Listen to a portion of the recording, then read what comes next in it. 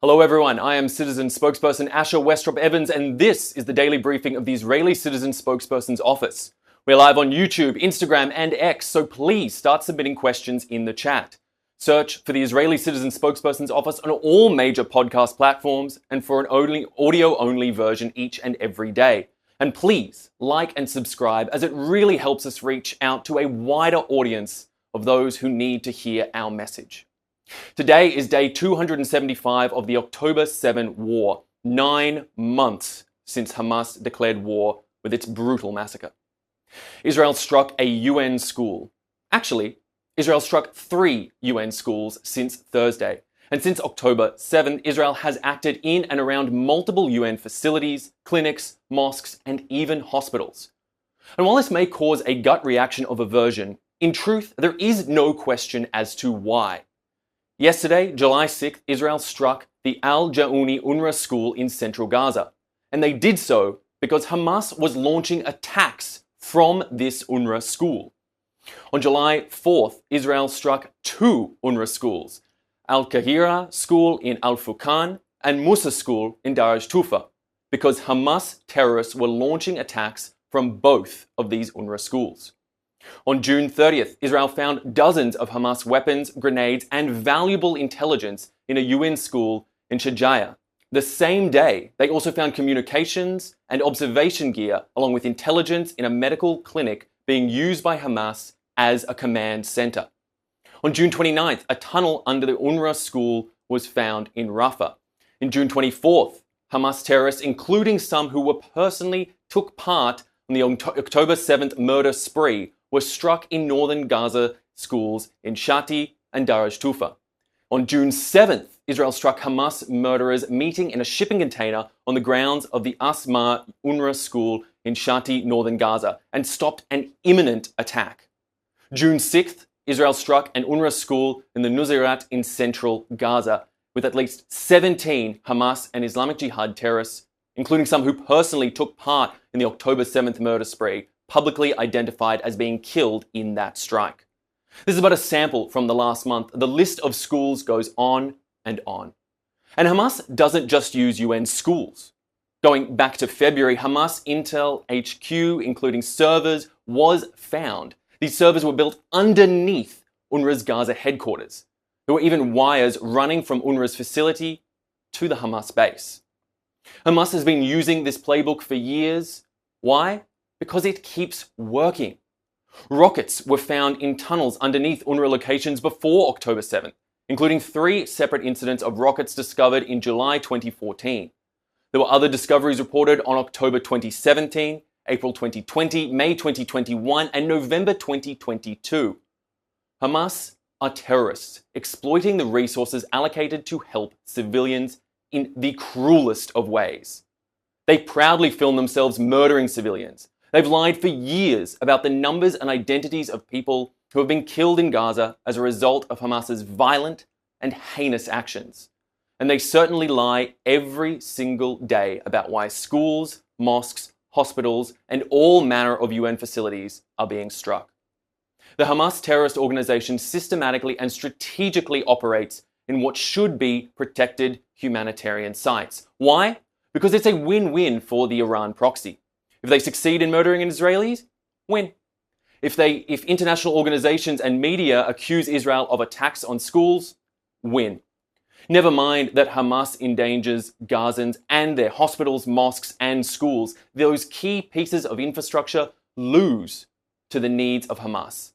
This has been the Hamas MO for years, and anyone repeating Hamas's propaganda only encourages to keep up this heinous practice of using these UN facilities, this civilian infrastructure, as part of their war against Israel and others. So let's take some questions from our audience watching live on various social media platforms, and please do continue to submit questions. We are reviewing them live as they come in. Our first question comes from Leanne on Instagram Live. It's been 9 months since October 7th, and at least a dozen women are still held hostage by Hamas.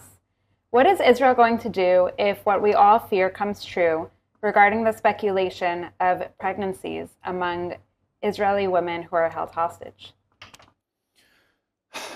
Thank you, Leanne, for that question. And 9 months is certainly, for lack of a better term, an auspicious number for the amount of time that we've been waiting here. Time enough for a woman to bear a child, time enough for a child to be born, time enough for children to have lived the entire youth of their lives in the midst of this ongoing war. This is a terrible situation, and we, as always, plead for all the hostages to be brought back home now, for Hamas to release these hostages immediately from their care and holding. I mean, this situation is utterly intolerable, and this 9-month mark just serves as a practical and critical symbol for all those who believe that there should be a release of the hostages, to believe that people should be returned to their homes, to be returned to their families and their loved ones. To bear in mind where we stand right now, 9 months into this war, with so little thus far changed on the ground, and the need for so much change should be a reminder to all Israelis, all governments, all peoples around the world, for the need to bring the hostages home and to end the war as it stands. We pray and hope for these women that they aren't facing the sort of heinous atrocities that all of us can imagine, that I need not detail here in words, but we will have to see what happens as more people are hopefully brought home in the near future. We're seeing lots of questions come in on social media about the hostage deal on the table. Can you give an update about what it entails and whether you think Israel will agree to the deal? Look, the latest information that we have indicates that Hamas has moved somewhat on their key requirement that they had in the past, that Israel declare an end to the war in perpetuity before they come to the table here with Israel and actually make a ceasefire negotiation. But as it stands right now, so much of what we hear and what we understand is speculative and subject to change. It would be difficult to lay down a clear and concrete timeline for anything as it stands right now. So much is dependent on the sort of shuttle diplomacy that we've been seeing underway with multiple nations, Egypt, Jordan, and others being involved in trying to bring this dispute to an end. But ultimately, until we have concrete facts on the ground and concrete deals in front of us, it's really not possible to lay things out. But what we do know, and what we must maintain and make sure is absolutely clear, is that the hostages must all be brought home. They must be returned back to Israel. Unfortunately, that may mean alive or deceased at this point, but regardless, they must be brought back home as a precursor to any sort of deal. This is critical to Israel, to its people, and to being able to find any way to move forward in this terrible situation in the wake of the horrors of the October 7th massacre and what was faced by the people of Israel on that day. Our next question comes from Shuli on Instagram Live. Over the past 9 months, there have been a list of crimes committed by the UN or UNRWA against Israel. How can other world nations continue to be members of the United Nations? Well, surely, I mean, the question of the UN's actions is undoubtedly, one that should be held to account, and one that needs to be questioned deeply as to the manner in which the UN moves forward, both on the ground, whether that be we're talking about UNRWA and the schools, hospitals, mosques that have been used as coverage and protection for Hamas operators and terrorists, or whether we talk about the actions that occur on the floor of the UN General Assembly or other areas. These places do need to be held accountable, and these institutions need to be looked at closely to understand what is happening in this seemingly a continuous campaign and targeted campaign against Israel, which began immediately in the wake of the October 7th massacre, when Israel was still reeling and dealing with an infiltration of invaders inside their own borders. That being said, this is the forum that is available for world leaders at the moment, and individual world leaders need to stand up and advocate for a better UN, for better policies to come out from them, and individually, unilaterally as countries, to step forward and say that they do not stand by these actions and will not continue to support these actions, either financially, practically, logistically, however it may be, that they can put forward actions to help support the people of Israel and the actions of Israel in legitimately seeking to get their people returned home to them, who are now being held as hostages by the Hamas terror organization. Speaking about nations around the world, we have a question coming from Benji on Instagram Live. There have been many elections taking place around nations around the world, including the recent victory by the British Labour Party in the United Kingdom. How does Israel feel about this victory, and is Israel worried about the British Labour Party? Look, Keir Starmer, as we just said, was just elected Prime Minister. The Labour Party now leads UK politics, now leads the UK government, should I say, in the wake of that election. It's not for myself or for anyone in Israel to weigh in on the domestic politics of a particular nation decide whether a leader will or will not stand with or for Israel. But what we can say is that regardless of who is in charge in Britain, whether it be the Labour Party, whether it be the Conservative Party, no matter whom else it might be and what form of government is taken, Israel needs the support of the UK and so many other nations around the world. In fact, all liberal democracies certainly should be in support of their similar liberal democracy here in Israel to advocate for stringent policies that fight for the democratically elected governments to make sure that they are able to defend their people, to defend the sovereignty of their people, and to keep their citizens free from harm. Something that Israel is strongly advocating for, continues to fight for, is fighting for now in the border there with Gaza, fighting for in Gaza itself, and also fighting in the north against Iranian proxy Hezbollah, and on so many other fronts.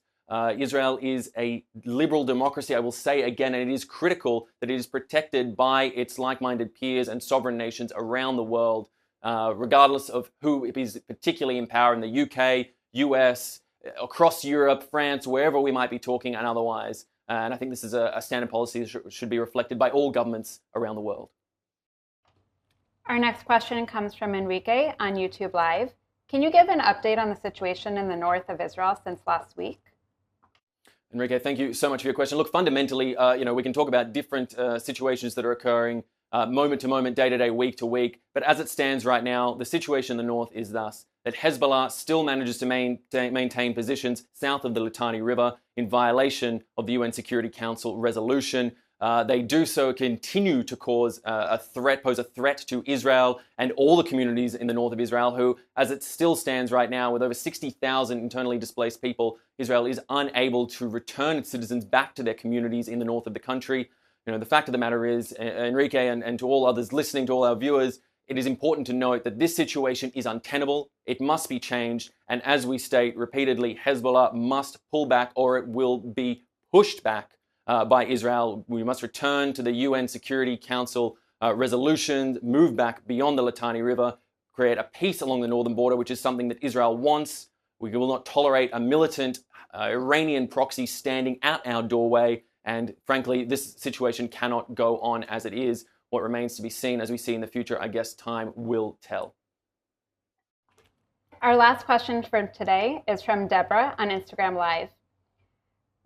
Given the hostage deal that's on the table, how can Israel honestly negotiate in good faith with terrorists?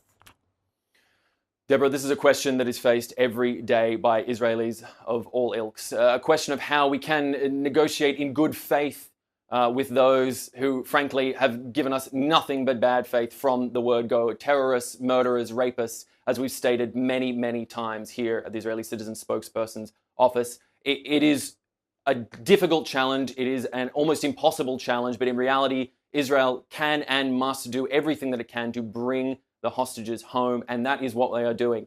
Whether that means dealing with bad faith actors all around, not giving any quarter where unnecessary, but understanding the realities and the pragmatic facts on the ground, which is what Israelis, again, of all ilks, are attempting to do every day when they come to face the reality that they live in.